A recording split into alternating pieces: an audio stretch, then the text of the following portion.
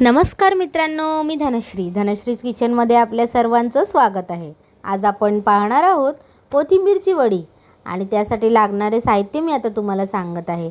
जसं की तेल, हिरवी मिरची, लसूण, तीळ, जिरं, मीठ, बेसन, तांदळाचं पीठ, हळद, मिरची पावडर, आलं आणि कोथिंबीर इथे मी स्वच्छ धुवून नितळून घेतलेली आहे।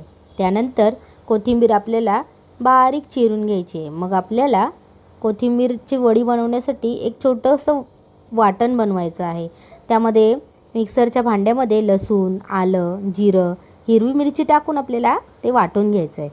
मग कोथिंबीर चिरून घेतलेल्या ताटामध्ये पहिल्यांदा आपल्याला ते वाटण टाकायचं आहे।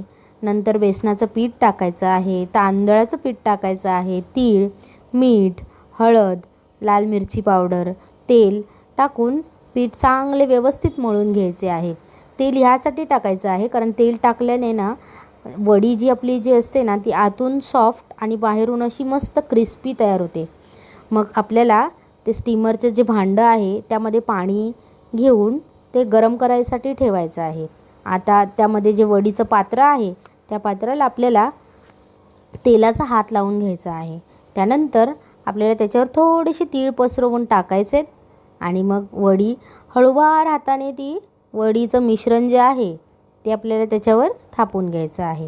आणि आता पुन्हा त्याच्यावर वरून तीळ पेरून घ्यायचे हळूवार हाताने। बघा, मी व्यवस्थित हळूवार हाताने हे तीळ त्याच्यावर पूर्णपणे पेरून घेतल्यानंतर थापून पूर्ण वडी व्यवस्थित असं गोल आकारामध्ये मी थापून घेतलेली आहे ही वडी। आणि आता ती वडी आपल्याला 12 मिनटं वाफवून घ्यायची आहे। आता ही वाफवलेली वडी आपण 12 मिनिटांनी उघडून पाहणार आहोत।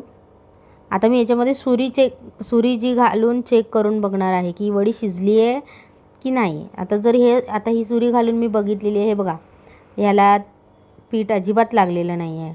जर ती थंड करून घ्यायची आहे।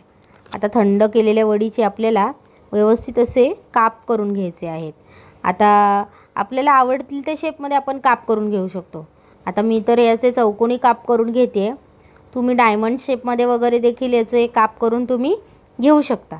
आता हे काप जे केलेले आहेत ते आता मी बघा हळूहळू एक एक करून वेगळे सेपरेट करून घेते आहे।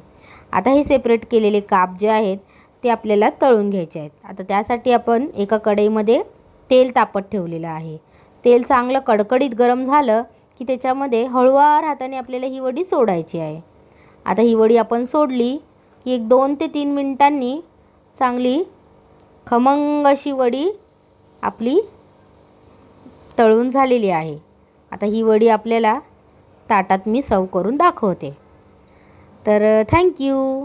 तुम्हाला जर माझा व्हिडिओ आवडला असेल तर तुम्ही धनश्रीज किचनला नक्कीच लाईक करा, शेअर करा आणि सबस्क्राईब करा। भेटूया पुढच्या भागात। धन्यवाद। कमेंट केला असेल तेव्हा लाईक करा आणि शेअर करा आणि सबस्क्राईब करा आणि कमेंट करा। Bye bye.